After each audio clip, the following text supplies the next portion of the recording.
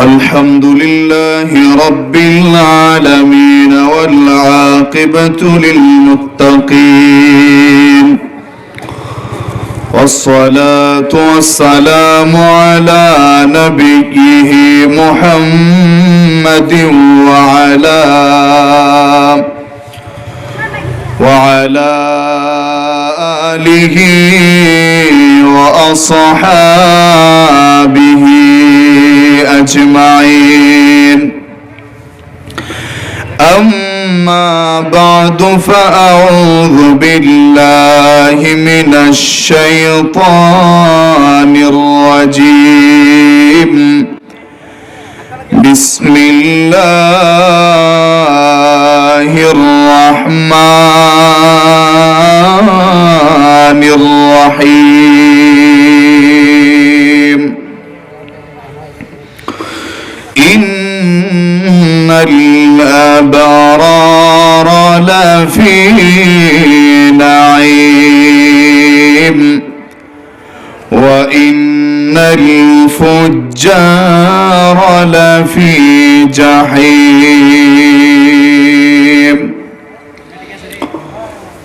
صدقت يا رب العالمين. قال النبي صلى الله عليه وسلم: من خاف أدلج ومن أدلج بلغ المنزل. صدقت يا رحمة للعالمين. قال الله تبارك وتعالى في شان حبيبه الكريم: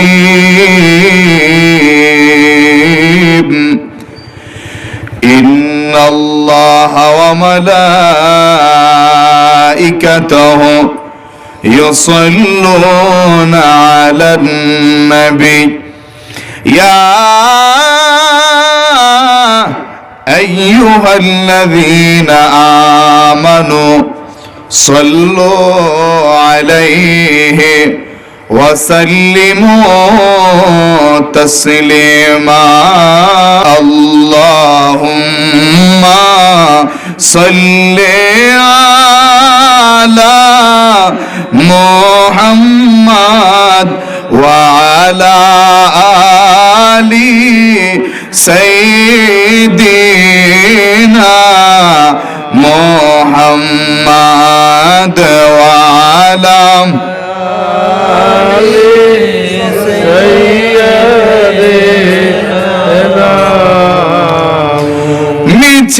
মিছামিছি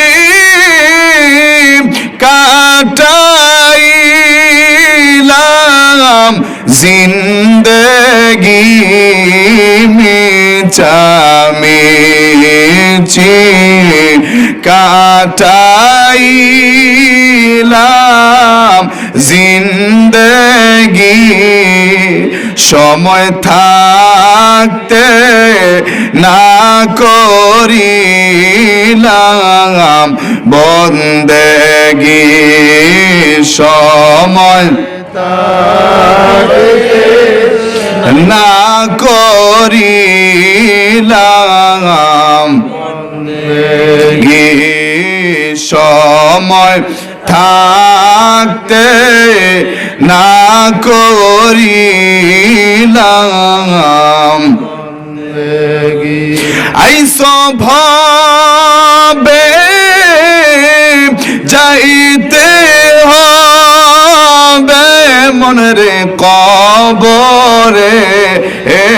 আইসো ভাবে যাইতে হবে মনরে কবরে। হিসাব নিকাশ দিতে হবে হাসরে, হিসাব দিতে হবে। এই দুনিয়া মুসাফির খানা, মন রে জানো না এই দুনিয়া মুসাফির খানা, মন রে জানো না কত মানুষ আইলা গেলা রইলা না, কত মানুষ আইলা গেলাম, ঠিক কিনা? আমাদের পূর্বেও এই জমিনের মধ্যে কত রাজা ছিল, কত বাদশা ছিল, কত আমির উমারা ছিল। সময়ের পরিবর্তে মাত্র কিছু দিনের ব্যবধানে কোথায় সেই সম্রাটেরা, আর কোথায় তাদের সাম্রাজ্য, কোথায় সেই জমিদারেরা, কোথায় তাদের জমিদারি, কোথায় সেই নবাবেরা, কোথায় সেই নবাবি। মাত্র 100-150 বছরের ব্যবধানে সবকিছুই বিলীন হয়ে গেছে, ঠিক কিনা? জোরে কোন ঠিক কিনা? এই যে আমাদের পার্শ্ববর্তী জেলা ব্রাহ্মণবাড়িয়ার নাসিরনগরের হরিপুরে আজও জমিদার বাড়ি পড়ে আছে, কিন্তু জমিদারও নাই, জমিদারিও আজকে আর অবশিষ্ট নাই। আসেনি? এক সময় এদের প্রথাপ, এদের প্রভাব এত বেশি ছিল রে, যাদের বাড়ির সামনে দিয়া জুতা করম পায়ে দিয়া হাইটা যাওয়া যাইতো না, তাদের এরিয়ার উপর দিয়া ছাতা টানা যাওয়া যাইতো না। নাউজুবিল্লাহ কোন। এই সমস্ত প্রতাপশালী জমিদারের আজকে কোথায়, আর কোথায় তাদের জমিদারি? সময়ের পরিবর্তে বিলীন হয়ে গেছে। আমাদের পার্শ্ববর্তী দেশ ভারতের আগ্রায় যমুনা নদীর দক্ষিণ তীরে এক তাজমহল আজও দাঁড়িয়ে আছে, কিন্তু যেই সম্রাট এই তাজমহল নির্মাণ করেছিল সেই সম্রাট শাহজাহান আজকে আর দুনিয়াতে নাই। সম্রাট শাহজাহানও নাই, তার সাম্রাজ্য আজকে আর পৃথিবীতে নাই। কিশোরগঞ্জের জমিনে আজও নবাব বাড়ি পড়ে আছে, পুরাতন একটা প্রাসাদ পড়ে আছে। দেশের বিভিন্ন প্রান্ত থেকে পর্যটকেরা প্রতিদিন যাইয়া ভিড় জমায় দেখার জন্য, কিন্তু সেই নবাব নাই, তার নবাবই আজকে আর এই পৃথিবীর মধ্যে নাই, ঠিক কিনা? আর জোরে কান। প্রিয় ভাইরা আমার, শুধু তাই নয়, এই এলাকার মধ্যেও হয়তো বা এমনও কিছু লোক ছিল রে, প্রতাপশালী, প্রভাবশালী, সম্পদশালী লোক ছিল, যাদের সঙ্গে দেখা হইলে মানুষ ভয়ে সালাম দিত। জোরে কোন ঠিক কিনা? হয়তো এদিকে ছিল না, কিন্তু আমাদের এলাকায় ছিল, যাদের সঙ্গে দেখা হইলে মানুষ মূলত সম্মান আর তাজিমে সালাম দিত না, ডরাইয়া ভয়ে সালাম দিত। 2 কদম পিছনে চলে গেলে বলতো আল্লাহর বলা যাইতাছে, ঠিক কিনা?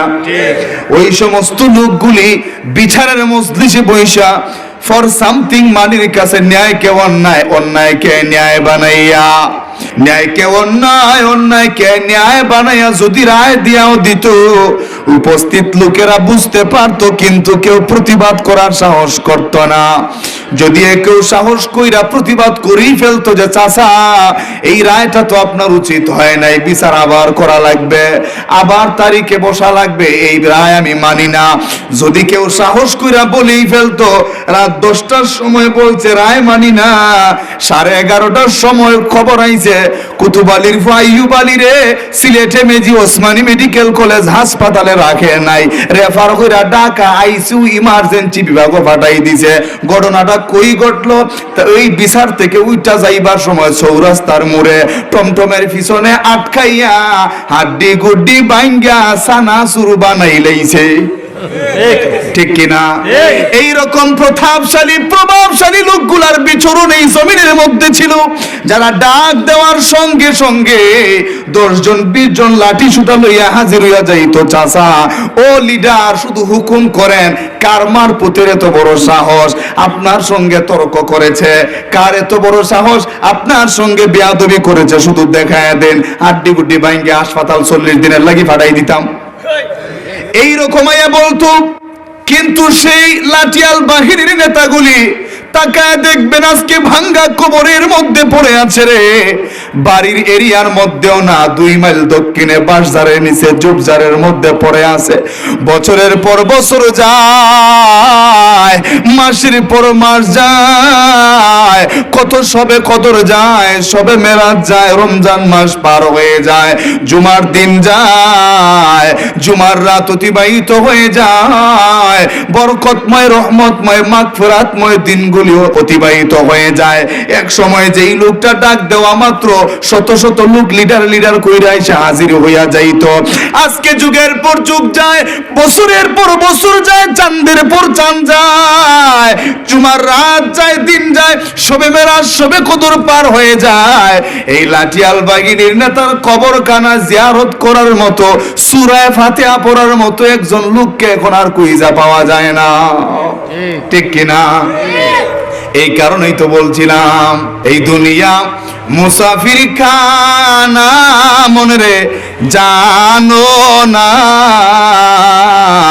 কত মানুষ আইলা গেলা রইলা না, কত মানুষ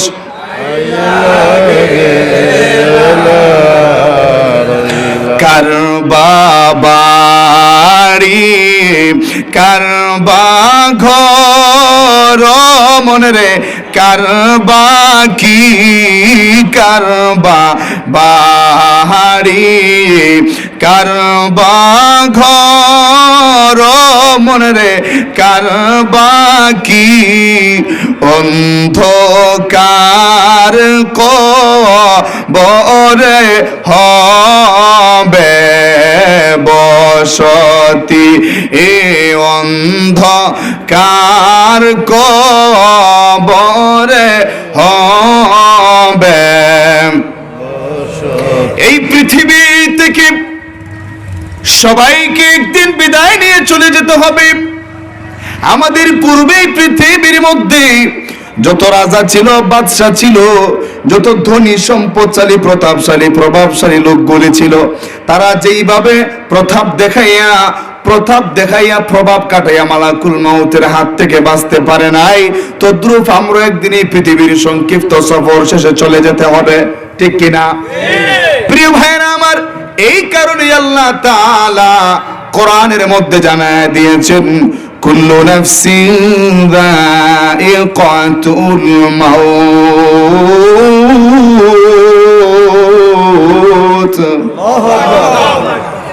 এই পৃথিবীর মধ্যে আমি আল্লাহ যত প্রাণী সৃষ্টি করেছি, নট অনলি হিউম্যান, শুধুমাত্র মানুষ নয়, যত প্রাণী এই জমিনের মধ্যে সৃষ্টি করেছি, সবাইকে একদিন আবার আমার কাছে ফিরে আসতে হবে।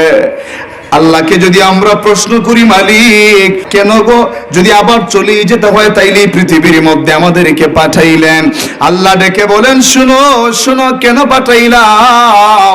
একমাত্র আমার গোলামির জন্য। আর শুনো, তোমাদেরকে পরীক্ষা হল স্বরূপ দুনিয়ায় পাঠিয়েছি। এটা অট্টালিকা বানানোর জন্য না, এটা হলো তোমাদের জন্য পরীক্ষার হল। কিসের হল? পরীক্ষার হল। রব্বুল আলামিন এই পরীক্ষার হলে যে পাঠাইলা, কোন কোন বিষয়ের উপর পরীক্ষা হবে গো আল্লাহ? আল্লাহ বলেন, বিশাররি ওয়াল খায়রি ফিতনা, ভালো মন্দ 2টা বিষয়ের উপর তোমাদের পরীক্ষা হবে। সুবহানাল্লাহ। ভালো এবং মন্দ 2টা বিষয় দিয়ে আমি তোমাদের পরীক্ষা নেব রে বান্দারা। রব্বুল আলামিন এর ব্যাখ্যাটা কি? ভালো মন্দ মানে কি? আল্লাহ তাআলা বুঝা দিয়েছেন তার হাবিবকে। হাবিব আমাদেরকে জানায় দিয়েছেন ভালো মন্দের পরীক্ষা হলো, আল্লাহ তাআলা কাউকে ধন দিয়া পরীক্ষা করবেন। কি দিয়া? ধন দিয়া পরীক্ষা করবেন। দেখা যাবে কারো ধনের অভাব নাই কিন্তু একটা সন্তান নাই, কিন্তু কারো 5টা 6টা সন্তান আছে কিন্তু ধন নাই। এটাই পরীক্ষা। কেউ দেখবেন বছরে একদিন জুমাতে যায় না কিন্তু কত জর্জরা ফুরফুরা, আর আরেক বেটায় জুম্মা তো মিস করব কি, তাহাজ্জুদ পর্যন্ত মিস দেয় না, কিন্তু যত ধরনের ডায়াবেটিক্স থেকে দইরা ডায়রিয়া পর্যন্ত যত কোয়ালিটির রোগ আছে সবাই বেটার সাথে হাইঞ্জায় কথায় মুসাফা করে। কি বলেন? এটা হইলো তার জন্য পরীক্ষা। নামাজ নাই, রোজা নাই, একটা দিন রোগও নাই, আরেক বেটা তাহাজ্জুদ মিস দেয় না কিন্তু সপ্তাহে 2 দিন হবিগঞ্জ যাওয়ান লাগে। ঠিক কিনা? এইরকম এটাই হলো পরীক্ষা। কাউকে রোগ নামক নিয়ামত দিয়ে আবার কাউকে সুস্থ রাখে আল্লাহ তাআলা পরীক্ষা নেয়। এই সমস্ত পরীক্ষার মধ্যে যারা উত্তীর্ণ হয় তারাই হইল সফল কাম। আল্লাহকে যদি প্রশ্ন করি, রব্বুল আলামিন এই পরীক্ষা যে দেব আমরা, দুনিয়ার মধ্যে যত পরীক্ষা হয় নির্দিষ্ট একটা সময় শেষে রেজাল্ট দেওয়া হয়নি। আপনি যে পরীক্ষা নেবেন এই পরীক্ষার রেজাল্ট কখন দিবেন গো আল্লাহ? আল্লাহ তাআলা বলেন ওয়া ইলাইনা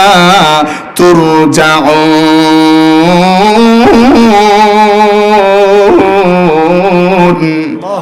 আল্লাহ বলেন আবার যখন আমার কাছে ফিরে আসবা, দুনিয়ার সংক্ষিপ্ত সফর শেষ করে বান্দারে, আবার যখন আমি আল্লাহর কাছে তোমরা ফিরে আসবা, তোমাদের যার যার কর্মের ফল তোমাদের যার যার হাতে হাতে পৌঁছায় দেওয়া হবে।